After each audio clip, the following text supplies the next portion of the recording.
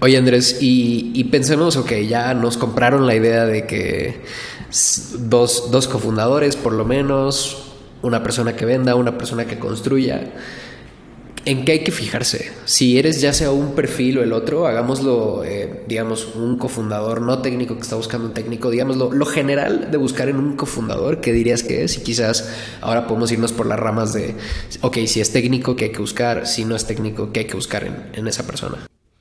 Sí. Eh, Hay que buscar de alguna manera los skills que uno no tenga. Y, y una persona que sea muy inteligente, que tú digas, wow, como confío en el criterio de esta persona y de alguna forma la admiro.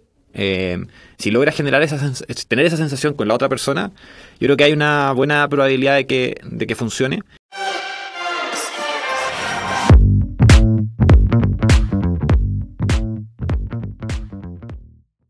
Bueno, hola a todos, bienvenidos a un nuevo episodio de Tech Founder News.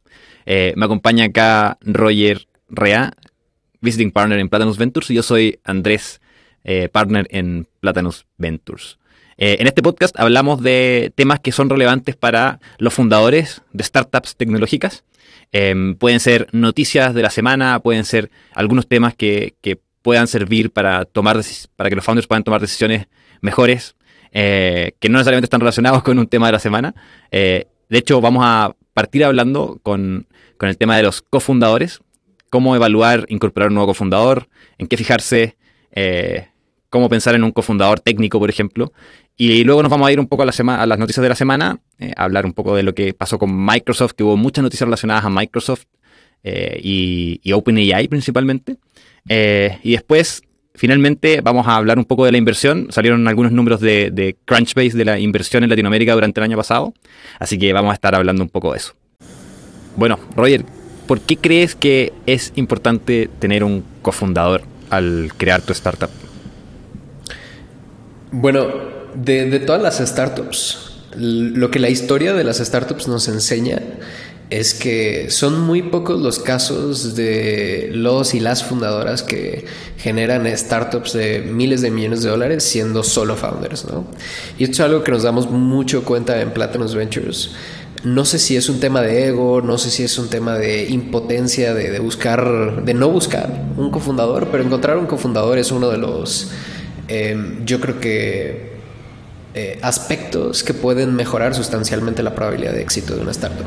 Y yo creo que las razones son dos principales, y es que hacer una startup es extremadamente difícil, tanto en términos concretos, es decir, va a haber retos muy materiales, muy específicos que se tienen que resolver, y también emocionales, ¿no? O sea, es algo difícil de sortear, y normalmente cuando tienes a una persona que te está acompañando en el camino, que te entiende, que tiene los mismos incentivos, alineación, motivación que tú, lo hace mucho más llevadero, y especialmente si confías mucho en esta persona, la estimas y todo eso.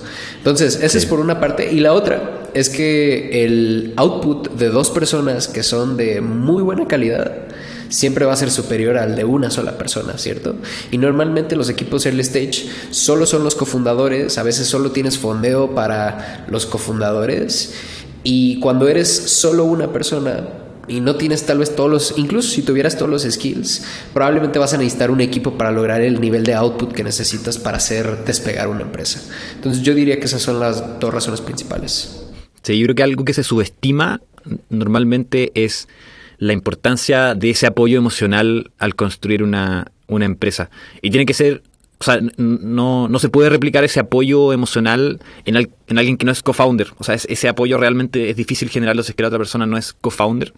Entonces, que tú confías en la otra persona, la admiras por sus capacidades en X, Y o Z, ese apoyo emocional es muy importante para lograr salir de los momentos malos, que siempre hay momentos malos al crear una startup, y también en compartir los momentos buenos. O sea, querer compartir un momento de felicidad con alguien hace que también el camino sea más entretenido, más llevadero. Yo creo que eso es algo que es poco intuitivo cuando uno está empezando un negocio. Mucha gente piensa como, hey, quiero libertad financiera, quiero que nadie me mande, y esos argumentos suelen venir de gente que ha estado trabajando en corporaciones o cosas así. pero no se dan cuenta que eso tiene la contraparte, que es bastante solitario también. O sea, si es que empiezas solo, es muy solitario y los cofundadores ahí son claves para ese apoyo emocional. De por sí es solitario ya ser un fundador. Ahora imagínense ser un fundador solo, ¿no? Y aquí tocamos un aspecto importante, yo creo que es, digo, no se trata de que sea tu terapeuta, no se trata de que sea solamente el apoyo emocional, sino que pues es un complemento para ti, un complemento en perspectiva, un complemento en tratar de ver lo más objetivamente las cosas como son, a pesar de que sean momentos difíciles, razones por las cuales se puede ser optimista o más pesimista en alguna vez cuando la percepción de uno no alcanza a dar hacia esos lugares, ¿no? Entonces, por ejemplo, a mí me pasaba mucho con mis cofundadores que justamente era algo así, ¿no? Había algunos que éramos más agresivos y había otras personas un poco más conservadoras o viceversa, ¿no? En ciertos aspectos del negocio. Y yo creo que ese balance de perspectivas es lo que hace extremadamente sano tener cofundadores y muchas veces muy importante para tomar las miles de decisiones importantes que se necesitan para tener éxito en una startup. Y hablábamos también de la complementariedad, ¿no? O sea, de que se complementen en el skill set necesario para construir lo que se necesita para la startup. Y yo creo que ahí viene la conversación y el debate milenario del cofundador técnico o no. Ahí, Andrés, ¿tú qué piensas de los cofundadores técnicos o de fundadores que no son técnicos o solo técnicos? Ahí, ¿cómo ocurre ese complemento? Sí. La mayoría de las startups necesitan construir y vender. Entonces, si es que esos skills, construir y vender, están en el equipo fundador, hay más probabilidades de que funcione.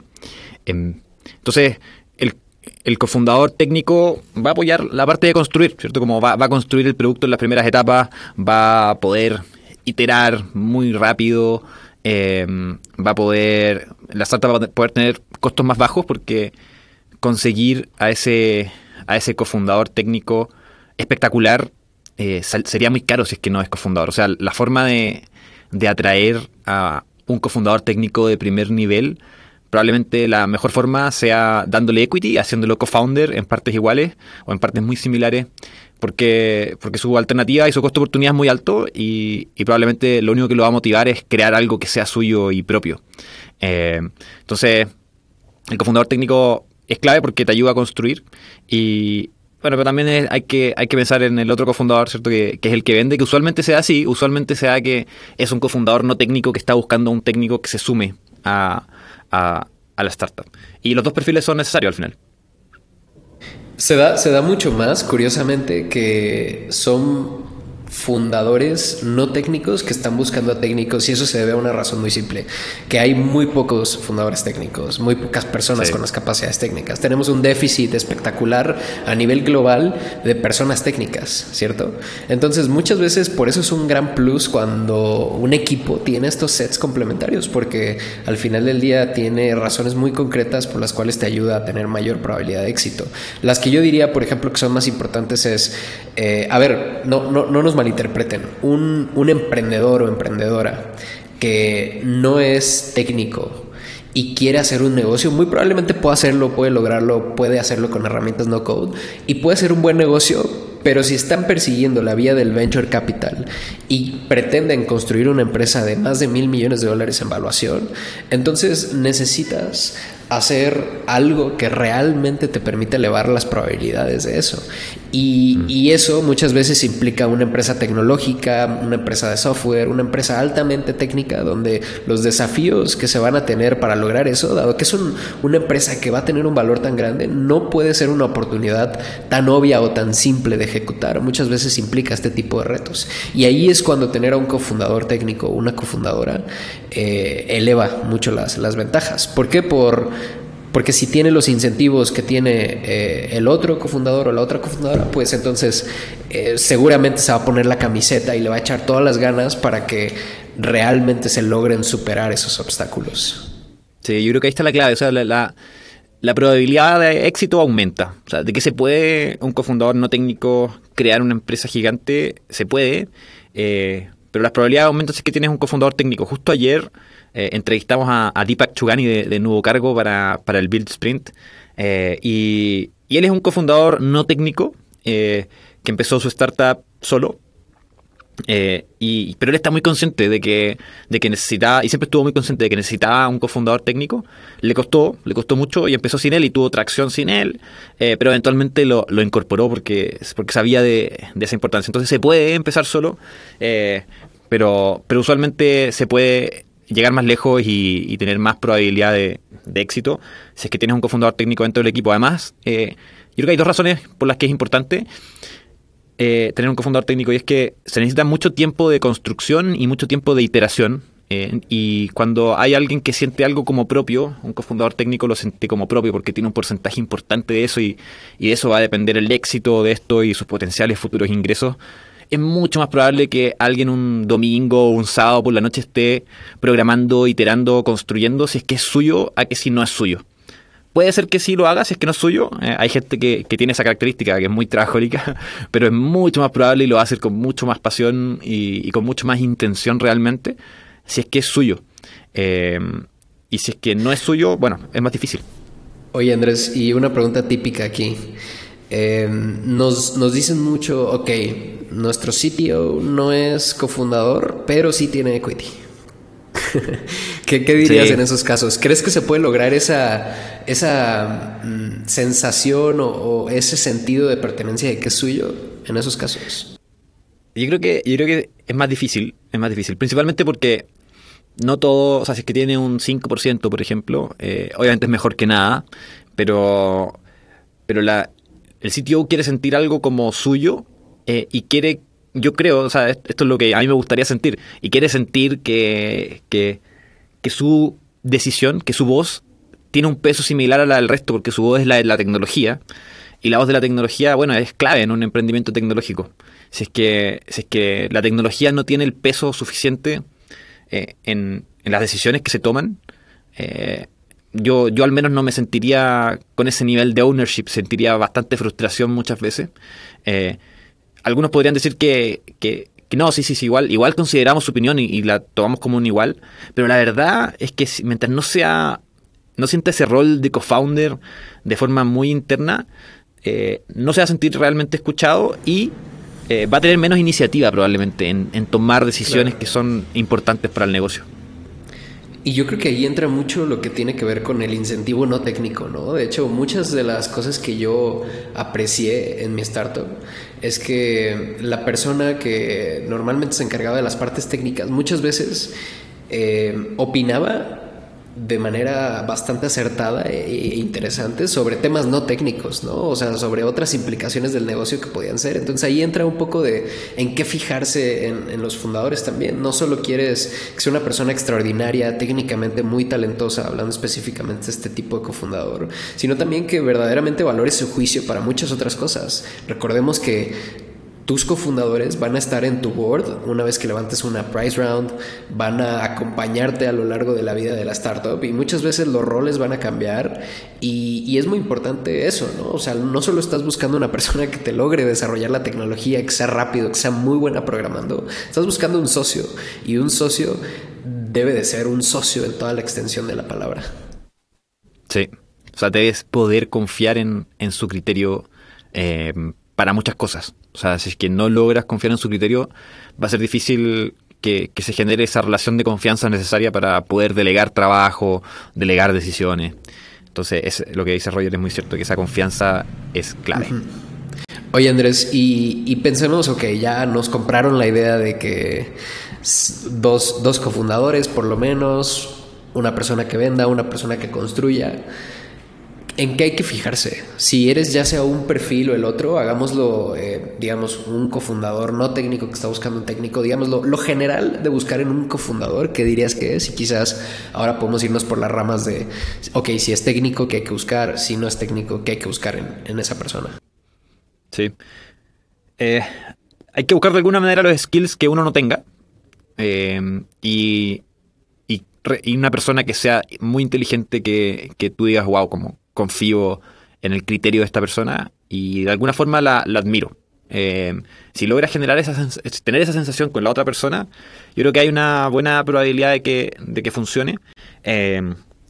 Y bueno, si es que muchas veces son más de 2 cofundadores, si es que son 3, entre ellos idealmente tienen que tener habilidades complementarias. Depende mucho del negocio, o sea, si es que es un negocio no tengo idea, muy operacional, mezclado con tecnología, probablemente necesites un cofundador que sepa bastante de operaciones, eso te va a ayudar mucho. Entonces, ir buscando estos skills para que tu empresa tenga una mayor probabilidad de éxito es buena idea. Y uno de esos skills es construir, eso que pueda construir rápido, bien y con buena calidad, que pueda vender, y de ahí entran, esos 2 son como los skills más importantes, yo diría, y de ahí entran skills ya que son más relacionados con cada negocio en particular. Pero en términos de las personas, yo creo que lo más importante es que tú digas, ok, esta es una persona en la que yo confío, que tiene un set de habilidades suficientemente variados para desempeñarse en el rol de co-founder también, lo que decías tú. No solo quizás, o sea, si es que es alguien que solo programa y la verdad es que no tiene más skills y no confías realmente en su criterio para otras cosas, yo creo que es problemático sumarlo como co-founder. Ahí la manera en la que yo lo resumiría, que creo que pocas personas le ponen la importancia y por ejemplo, un error muy típico que hemos visto, yo creo, es que se dejan llevar mucho por la experiencia, ¿no? O sea, buscan solo ese skill set de conocimiento específico, entonces dicen, estoy haciendo una empresa de logística, pues me ayudaría que este cofundador que nada más puede entrar medio tiempo y no está dispuesto a dejar su trabajo, que trabajó en la empresa de logística más grande de mi país, se una como cofundador, ¿no? Porque tiene la experiencia necesaria. Yo creo que ese tipo de cosas normalmente son un error. Entonces no me fijaría solo en eso, y en el factor que yo creo que lo resumiría, que es súper importante y un poco menos observado, es la química. ¿Y qué es la química que se tiene entre cofundadores? Básicamente es una combinación de varios factores, una alineación en el estilo de trabajo, que ambos tengan la misma expectativa de estilo de trabajo, de intensidad de trabajo, por ejemplo. Otro es alineación en la visión. Creo que una de las primeras conversaciones que tendría es qué es lo que queremos construir juntos, dónde nos vemos, hacia dónde queremos ir, y asegurarnos de que vamos en la misma dirección y que ambos estamos persiguiendo el mismo tipo de incentivos. Valores como persona, hay valores core muy importantes con los que normalmente no te puedes sentir cómodo trabajando con una persona, súper importante como conocer y entender eso. Y la otra es lo que tú ya dijiste, la confianza. Cuando hay confianza ciega, absoluta en el juicio de la otra persona, no significa que no lo vayas a cuestionar y que no vaya a haber discusiones, diálogos, etcétera, pero cuando confías que esa persona está haciendo lo correcto en su dominio de conocimiento, pues se da una mucha mejor sinergia en los equipos. Entonces esa química yo creo que es fundamental al momento de buscar un socio. Muy de acuerdo. Oye, Roger, ¿y cómo, si es que llega un cofundador que no técnico, o quizás técnico, que quiere encontrar a su cofundador, ¿qué le recomendarías? ¿Cómo lo recomendarías buscar? Mira, esta es una pregunta súper típica, ¿no? Especialmente un cofundador no técnico buscando a técnicos.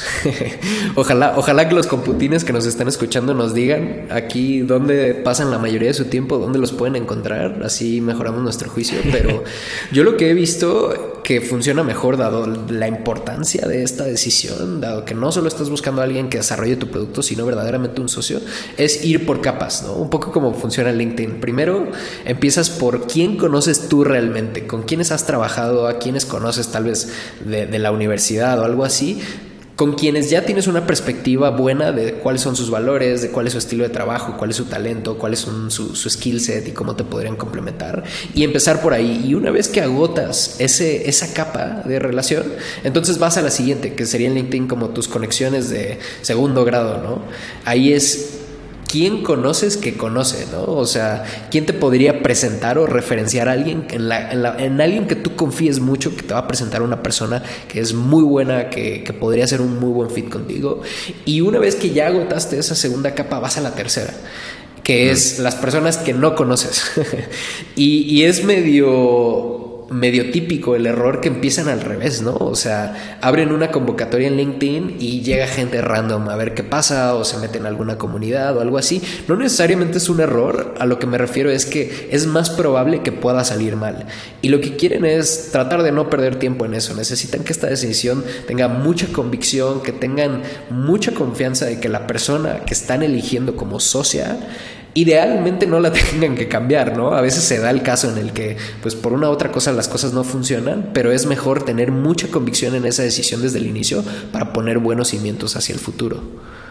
De acuerdo.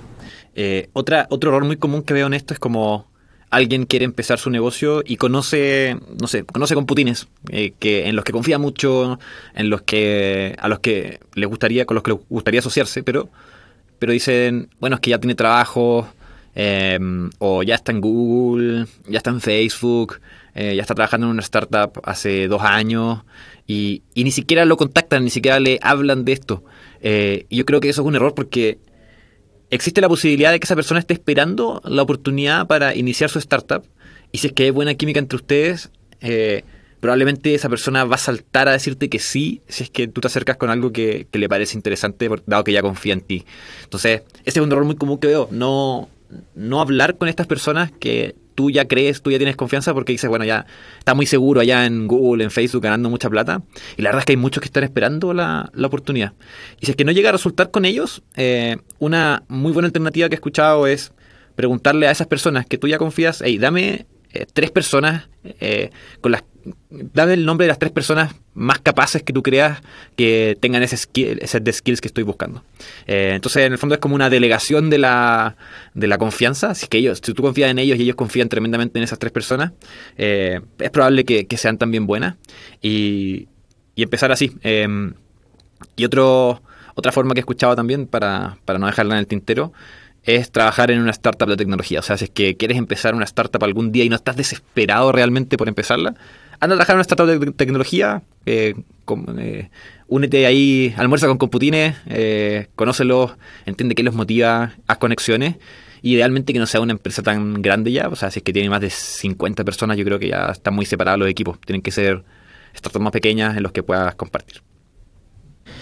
Yo justamente en mi historia personal con nuestra startup, lo que me sucedió fue que primero contacté a algunos desarrolladores que yo conocía y demás, y luego le pregunté a uno de los hackers más capaces que yo conocía, y más bien le pregunté, porque justamente casi el mismo caso estaba trabajando en San Francisco. Le pregunté si conocía a alguien y que más o menos me asesorara qué perfil necesitaba para lo que estábamos desarrollando en nuestra startup. Y curiosamente le interesó mucho lo que estábamos haciendo y finalmente esa persona fue la que se terminó uniendo, mi cofundador Juan, que hoy es el CEO de Atrato, de hecho.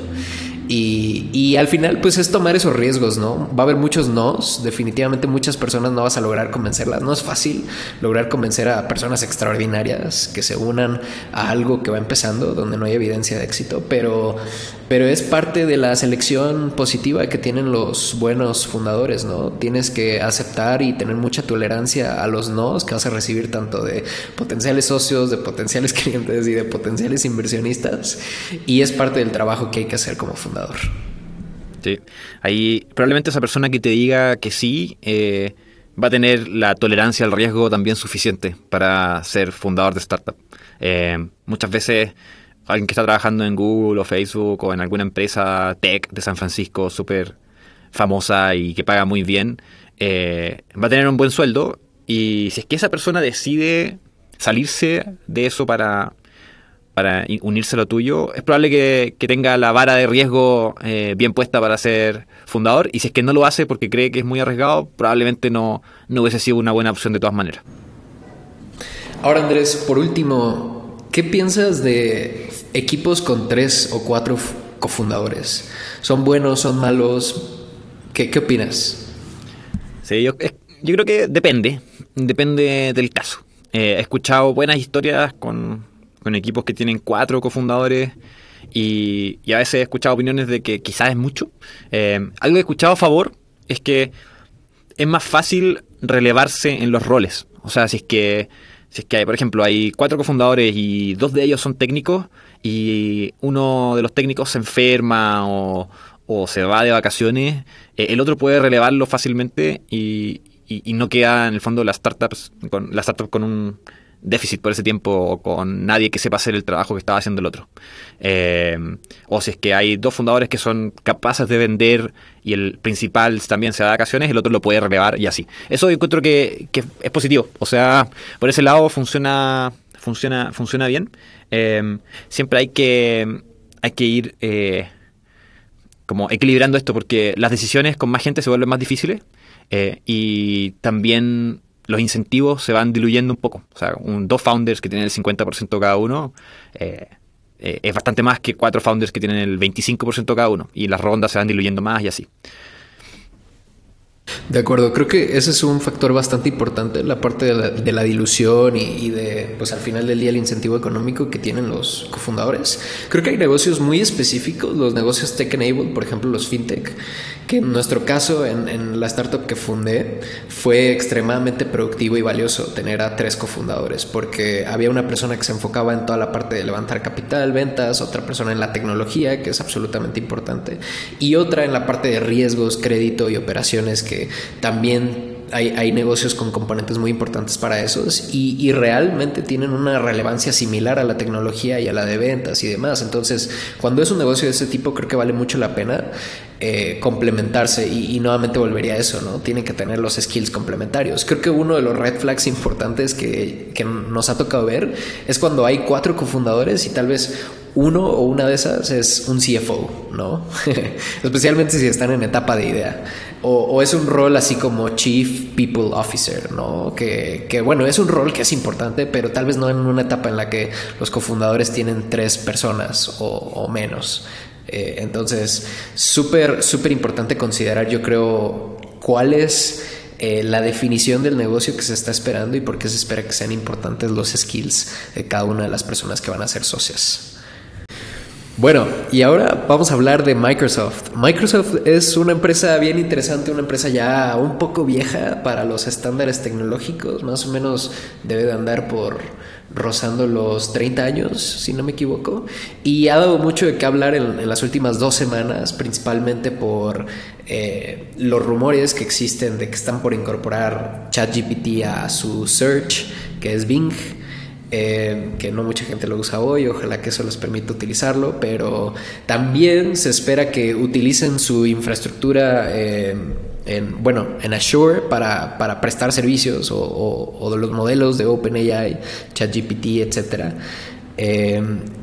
También anunciaron que iban a despedir aproximadamente 12,000 personas, tuvieron un layoff bastante grande. Y también recientemente sacaron un modelo muy similar a lo que hace OpenAI, que se llama DALL-E, con una, de hecho, pues con un nombre muy parecido a DALL-E y a algunos de los modelos de ChatGPT, que lo que permite es, a partir de un prompt, generar voz. Básicamente es un modelo de text to speech, y además te permiten amplificarlo, por ejemplo, con un input pequeño y poder utilizarlo para training y cosas así, que se ve bastante interesante. Así que ¿Qué te parece todo esto que estamos escuchando de Microsoft, Andrés? A mí me impresiona, la verdad, como es bastante común que las empresas ya que tienen bastante tiempo les cueste innovar y les cueste sacar nuevas líneas de revenue, y muchas veces las empresas mueren, o sea, por eso, o sea, no pueden innovar lo suficiente, no pueden cambiar su revenue, hay una disrupción en su negocio por otro competidor y mueren. Eso es un camino bastante común, y yo creo que Microsoft de alguna forma se está reinventando fuertemente y está apostando fuerte en la inteligencia artificial desde hace rato. O sea, no es esto reciente. Hace tiempo que invirtieron en OpenAI, compraron GitHub. O sea, estaban ahí mucho antes de que empezara el hype que empezó hace algunos meses. Y están agarrando esta ola de manera perfecta. Mucho antes. ¿Desde cuándo que invirtieron en OpenAI? Según yo, no fue hace poco. No. Al menos hace 3 años, ¿no? Sí. Entonces, a mí me impresiona bastante lo que está logrando Microsoft. Y ahí el CEO de Microsoft tiene bastante crédito. Definitivamente. De hecho, yo lo que quería decir de esto es que Microsoft es una de las empresas ejemplo que han sabido surfear muy buenas olas, ¿no? La primera fue la del personal computing, la segunda fue la de cloud, y la tercera, que parece que es para la que se está posicionando, es la de AI, ¿no? Y efectivamente todos sus equipos directivos han sabido posicionarse bastante bien para cada una de ellas. De hecho, algo que me llama mucho la atención es que en 2013 Microsoft era una empresa completamente distinta a lo que hoy conocemos. De hecho, pues Microsoft convencionalmente es conocido por sus sistemas operativos, ¿cierto? Y hoy, en realidad, eso representa 15% de los ingresos de Microsoft. Hoy Microsoft es mucho más que eso, ¿no? De hecho, más o menos por ahí de 2013, el diagnóstico de un hedge fund activista que se llama Value Act, en ese momento Steve Ballmer, uno de los cofundadores de Microsoft, estaba como CEO, la empresa estaba estancada, estaba muy enfocada en PCs, acababa de salir Windows 8, no sé si lo recuerdas, Andrés, pero era muy malo, muy confuso. Sí. Y no tenían nada de esfuerzos en móvil, en muchas otras de las tendencias importantes que vimos en la última década. Entonces, llega este inversionista activista, mete presión, cambian al CEO, entra Satya, y Satya cambia el enfoque, efectivamente pivotea la empresa hacia las tendencias importantes de la época. Y hoy la empresa es completamente distinta, ¿no? Por ejemplo, Cloud, todos los servicios que tienen que ver con Azure, es la fuente de ingresos más importante de Microsoft, con más de $20 mil millones en ingresos. Gaming es una categoría importante. El revenue recurrente que viene de Microsoft, de lo que tiene que ver con Office 365, todos los SaaS que de cierta manera tienen. Es muy importante. LinkedIn, GitHub y todo eso que le ha estado apostando, creo que ha sido una de las causas por las que hoy pues, es una de las empresas más valiosas del mundo. Tiene un market cap de $2 trillones, márgenes espectaculares, y ahora con lo que viene de OpenAI que piensa invertir $10 mil millones, que aún son rumores, pero se ve bastante interesante. Sí, son rumores fuertes. Yo diría que es bastante probable que sí ocurra. ¿Tú invertirías, Roger, en Microsoft en el momento actual?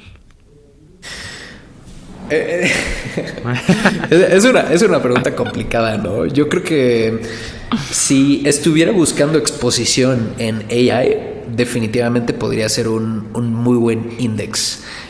Sobre todo en AI y Cloud, que creo que Cloud tiene por mucho tiempo una tendencia estructural positiva, ¿no? Todavía hay muchas cosas que suceden fuera de la nube, y eso parece que va a poder seguir creciendo. Es un negocio espectacular, es una de las nubes más grandes del mundo, junto con Amazon, junto con Google y algunos otros proveedores.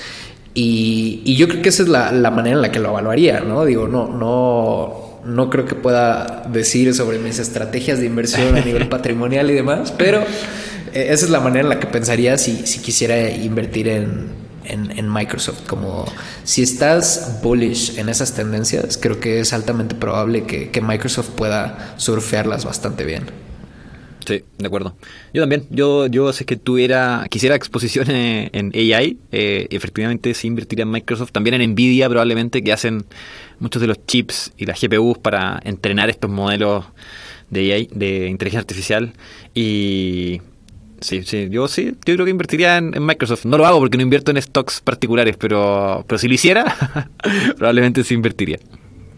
Sí, pero seguramente por ahí hay algún ETF o algo así que indexe con estas dos, algunas otras, ¿no? Yo creo que por ahí puede haber otra. Creo que también está muy bien posicionada de manera un poco más indirecta o más específica, es Tesla. Pero bueno, no nos pongamos a especular sobre stocks, ¿no? Creo que es un arte extremadamente difícil. Lo que sí puedo recalcar, yo creo, es que antes de que hicieran todo este pivoteo, Microsoft tenía un market cap de 10x menos lo que es hoy, o 10x ahora lo que era 2013, ¿no? O sea, era una empresa de tal vez 100, 200 mil millones de dólares, lo cual pues, de todas maneras es muy bueno, pero hoy son una empresa de 2 trillones de dólares. ¿Cuántas empresas de trillones de dólares hay en el mundo? Creo que 4, ¿no? Amazon, Apple, Google y Microsoft. Sí. Y Nvidia va para allá, creo que yo creo un market cap bastante alto. Sí, está el hype actualmente y de inteligencia artificial, y obviamente eso les beneficia. A mí no me sorprendería ver que Microsoft le compite directamente a Apple en algunos años, como empresa más grande. Yo creo que esto del AI es gigante, va a ser gigante. Si es que logran hacer resurgir Bing, yo creo que es muy potente, le puede quitar mucho market share a Google en términos de búsqueda. Entonces no me sorprendería. Ahora, nadie sabe lo que va a pasar. Es muy incierto. Google también es súper fuerte en AI, pero por alguna razón han estado bien callados. Por ahora, pero no creo que tarden mucho. Y la verdad, yo no subestimaría demasiado a Google. A ver, Google es espectacular, ¿no? Pero lo que sí es cierto es que Google, la gran mayoría de sus ingresos vienen de search. O sea, es muy diferente al caso de Microsoft. Microsoft está hiper diversificada. Google me parece que es como 70%, 80%, no me crean por completo, viene de search. Entonces tiene un incentivo muy grande porque ese negocio no se lo irrumpan. Y te digo algo, yo empecé a probar un search powered by OpenAI que se llama You. No sé si lo has probado. Sí. Pero la realidad es que me cambié a Google otra vez porque no tienen... A veces para ciertas cosas funciona mejor, entonces prefiero los resultados locales relevantes de Google hoy. Y si necesito algo me voy a ChatGPT, ¿no? Que también otra de las cosas interesantes que salió de OpenAI es que ya van a sacar su API por pagada, ¿no? O premium. Sí. Entonces creo que eso va a empezar a abrir la puerta a que este tipo de cosas se comoditicen en cierto sentido y que realmente buscadores pues powered by ChatGPT no solamente sea el factor que los diferencie, sino que van a tener más cosas y Google es especialista de esto. O sea, las cuentas, el login con Google es algo que no vas a poder dejar tan fácil. No, de acuerdo. ¿Tú preferirías hoy día, Roger, un asistente personal medio tiempo o preferirías tener a ChatGPT disponible para ti?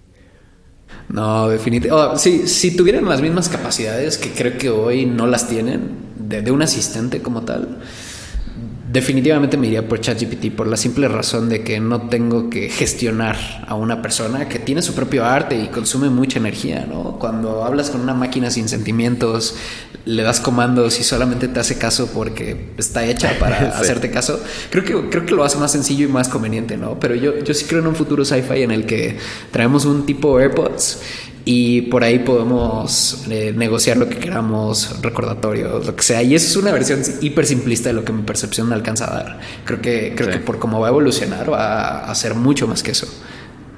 Sí, ¿Y tú? Yo creo que depende de lo que esté haciendo. Por ejemplo, hoy día en la mañana estaba programando y hoy día en la mañana prefiero a ChatGPT 100 veces sobre un asistente, porque un asistente no me va a poder ayudar a programar. entre GitHub Copilot y ChatGPT, que me ayudó a hacer algunas cosas que yo no sabía cómo hacer y me adelantó muchísimo trabajo, y Copilot también. Obviamente prefiero a esas herramientas. Pero yo creo que en el corto plazo mucho de ChatGPT, GPT-3, etcétera, va a estar integrado en nuestras herramientas del día a día. Y yo creo que la necesidad de, por ejemplo, un asistente personal o un secretario o secretaria se va haciendo cada vez más bajo con este tipo de cosas. Creo que cuando va a ser más interesante es cuando esto se conecte con el mundo físico. Hoy está muy limitado a lo que se puede hacer programáticamente. Y creo que cuando verdaderamente tengamos esa capacidad de hacer algo físico, es decir, que puedas enviar comandos que se ejecuten en la vida real de una u otra manera, que de cierta manera lo puedes hacer a través del internet, e-commerce, etcétera, pero hoy no está ahí. Creo que ahí es cuando va a haber una ola de riqueza para muchas personas, porque ya esencialmente vas a tener un asistente personal a tus manos cuando quieras, las 24 horas del día, que probablemente va a ser extremadamente barata, al menos con relación a un asistente o un asistente real, y además probablemente muy inteligente. Sí. Mucho más de lo que podría ser alguien, un executive assistant. De acuerdo. Bueno, ahora pasamos con las estadísticas de el Venture Capital en Latinoamérica. Acaba de salir el último reporte de Crunchbase con los últimos datos del último trimestre de 2022. Y lo que podemos ver es la tendencia, el momentum se ha mantenido por pues el declive en cuanto al fondeo, al menos secuencialmente. Lo que vemos, por ejemplo, en los últimos 2 años, desde el primer trimestre de 2020, en el último trimestre de 2022, secuencialmente cayó 20%, es decir, se fondearon 20% menos capital con relación al Q3. Y año contra año cayó 80%, una bestialidad, 80% menos fondeo que en Q4 de 2021, que no fue hace tanto, realmente no fue hace tanto. Todavía se siente como si fuera esa época, la recuerdo como si fuera ayer. De hecho, sí. Una de las cosas que a mí se me hacen bastante curiosas es que a pesar de que existe toda esta narrativa de que secuencialmente está cayendo mucho y demás, otra de las gráficas bien interesantes del reporte es que cuando lo ves desde la perspectiva de Latinoamérica desde 2013, estamos en un máximo histórico y por mucho. Es decir, en 2019 se fondearon aproximadamente más o menos como $4,000 millones en toda Latinoamérica, incluyendo late stage, early stage, angel, etc. Y en 2022 se terminaron fondeando algo cercano a los 9,000 millones de dólares. Entonces, estamos haciendo más del doble en menos de 3 años, lo cual es un crecimiento espectacular de cualquier manera. Y si eso lo comparamos con 2013, que no sé ni qué número es porque está tan chico que no sé si es 1 o medio billón. De todas maneras estamos hablando de que la tendencia en Latinoamérica es muy, muy positiva. ¿Tú qué estás viendo, Andrés?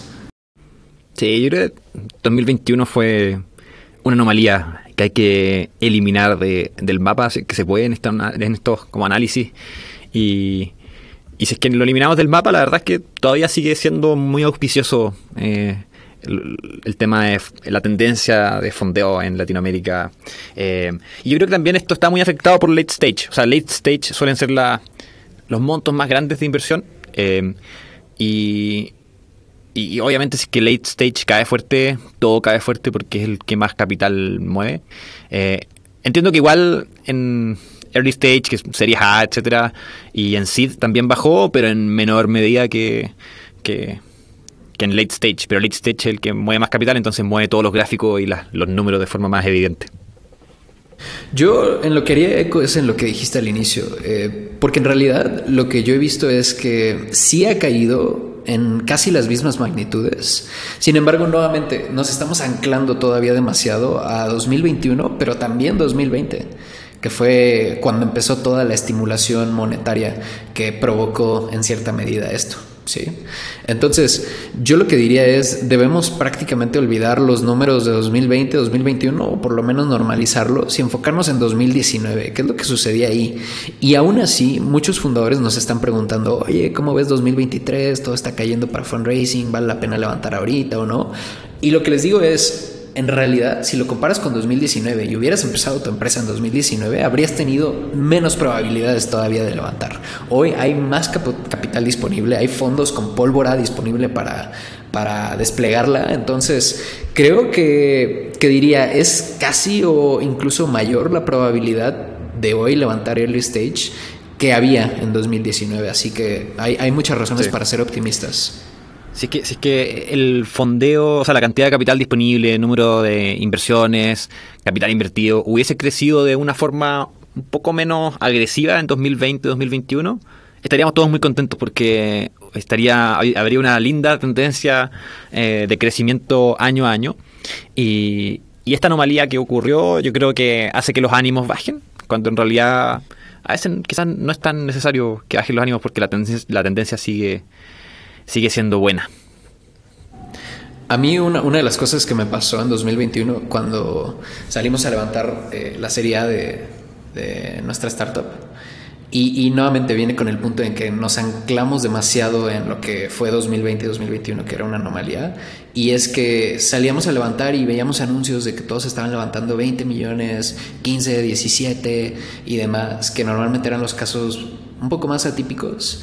Y yo, sin ninguna justificación real de qué iba a hacer con ese dinero, salí a decir que iba a levantar 15 millones de dólares. Aunque no sabía por qué, dije, todos están levantando eso, hay que levantar eso. Y yo creo que tanto en valuaciones como en tamaños de ronda debemos ajustar nuestras expectativas a lo que sucedía en 2019. Y creo que ya lo estamos viendo, ¿no? Rondas un poco más pequeñas, rondas un poco más razonables, valuaciones un poco más justas, por así decirlo, y que pueden permitir a todos generar un retorno y que les vaya bien, ¿no? Tampoco creo que es muy inteligente que un fundador, por ejemplo, se preocupe por levantar una ronda en vez de a 20, a 15 o a 10 o a 8 o a 5, Creo que realmente es, si estás aquí para fundar una empresa y resolver un problema con tecnología, eso es lo que más debería de importante, que exista la empresa que quieres construir, independientemente de si tu evaluación es un poco mayor. De acuerdo. O sea, yo creo que es importante levantar rápido. Yo creo que es más importante que optimizar la evaluación. Entonces, es que logras conseguir una oferta razonable que quizás está un poco más abajo de tu evaluación ideal, yo la tomaría en general y volvería rápidamente a construir. Efectivamente hay menos capital que en 2021, es más difícil conseguir esas rondas locas, pero lo más importante efectivamente es lo que dices tú, o sea, que la empresa sobreviva y pueda efectivamente ser una empresa grande en el futuro. Diluirse un poco más a costa de eso, bueno, es el precio que hay que pagar. Sí. Claro, sí. Y si quieres que exista, pues que exista, ¿no? Si eso lo va a hacer posible, adelante. Es lo más importante. Pues bueno, eso fue el episodio del día de hoy de Tech Founder News. Muchas gracias a toda nuestra audiencia. Esperemos escucharlos o verlos en el siguiente capítulo. Hasta luego. Nos vemos. Gracias.